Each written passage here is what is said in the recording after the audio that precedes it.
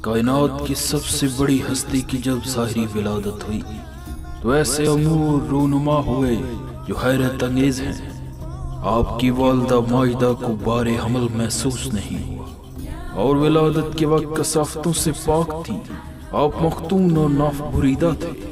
آپ کی ظہور فرماتے ہی آپ کے جسم سے ایک ایسا نور ساطع ہوا جس سے ساری دنیا روشن ہو گئی۔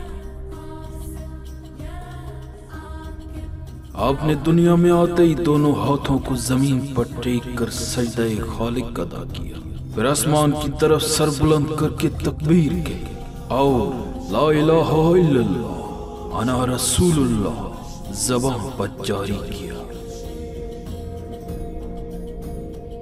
اسی دن شیطان کو رجم کیا گیا اور اس کا آسمان پر جانا بند ہو گیا۔ ستارے مسلسل ٹوٹنے لگے۔ تمام دنیا میں ایسا زلزلہ آیا کہ تمام دنیا کی کنیسے اور دیگر غیر اللہ کی عبادت کرنے کے مقامات منہدم ہو گئے۔ جادو اور کہانت کے ماہر اپنی عقلیں کھو بیٹھے اور ان کے موکل محبوس ہو گئے۔ ایسے ستارے آسمان پر نکل آئے جنہیں کبھی کسی نے دیکھا نہ تھا۔